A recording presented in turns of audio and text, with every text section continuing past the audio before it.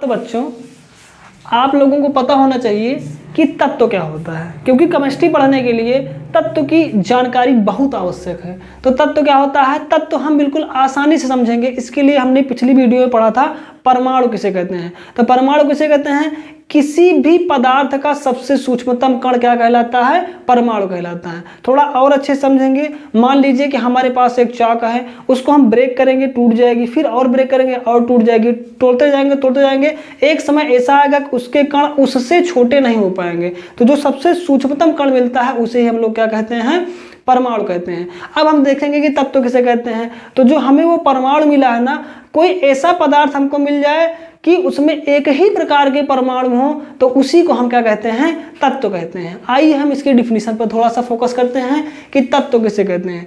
एक ही प्रकार के परमाणुओं से मिलकर बने हुए पदार्थ को तत्व कहते हैं। तो हाँ बच्चों, आपको अच्छे तरीके से समझ में आ गया होगा कि कोई भी पदार्थ हो, बस कंडीशन ये है कि एक ही प्रकार के परमाणु होने चाहिए, तो उसको हम बिल्कुल हम कह सकते हैं कि वो तत्व है। इसीलिए हमने शॉर्टकट में ही बिल्कुल आसानी भाषा में लिख दिया है कि तत्व बराबर पदार्थ। बस कंडीशन एक है कि जो हमारा ये तत्व कहलाएगा वो पदार्थ सिर्फ एक ही प्रकार के परमाणुओं से मिलकर बना होगा। ठीक है बच्चों, आगे हम देखेंगे कि इस ब्रह्मांड में मौजूद प्रत्येक चीजें, इस ब्रह्मांड में मौजूद प्रत्येक पदार्थ या परमाणु से बने होते हैं या तत्व से बने होते हैं। तो ये परमाणु और तत्व एक ही चीज होते हैं। ठीक है बच्चों, अब हम देखेंगे कि इनकी संख्या कुल कितनी है, आज तक कुल कितनी खोजें हो चुकी हैं। तो आज तक कुल 118 तत्वों की खोज की जा चुकी है। ठीक है बच्चों, जिनमें से 94 जो है प्रकृत रूप में पाए जाते हैं। अब हम देखेंगे इसका एग्जाम्पल। इसका एग्जाम्पल क्या होता है,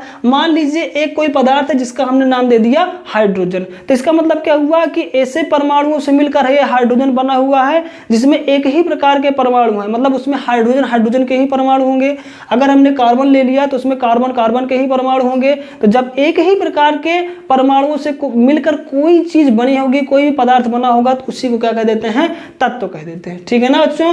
अगर हम लेंगे उसके बाद देख लेते हैं, ये हमारा नाइट्रोजन है, फिर हमारा मैग्नीशियम है, इसी प्रकार 118 प्रकार के हमारे तत्व हैं। ठीक है बच्चों। तो अगर आप लोगों को दिमाग में आ रहा होगा कि मान लीजिए उसमें कुछ और मिला है, तो मान लीजिए हाइड्रोजन के साथ कुछ और मिला है, तो उसको क्या हो जाएगा, तो हमारा वो पदार्थ तो कहलाएगा लेकिन तत्व नहीं कहलाएगा। बस इतना शांतर आ जाएगा और कोई बड़ी बात इसमें नहीं है। फिर हम देखेंगे बच्चों कि तत्व को कुल 3 वर्गों में वर्गीकृत किया गया है। तो जो हमारी आवर्त सारणी होती है उसमें 118 प्रकार के तत्व हैं, तो उनको क्या कर दिया गया है, कैटेगराइज कर दिया गया है कि कुछ का अलग नाम दे दिया, कुछ का अलग नाम दे दिया गया। तो देखेंगे तो उसमें पहला कहा गया कि कुछ पदार्थ को हमने कह दिया, यानी कुछ तत्वों को हमने कहा कि धातुएं होती हैं, कुछ को हमने अधातु का नाम दे दिया और कुछ को हमने उपधातु या मिश्र धातु का नाम दे दिया।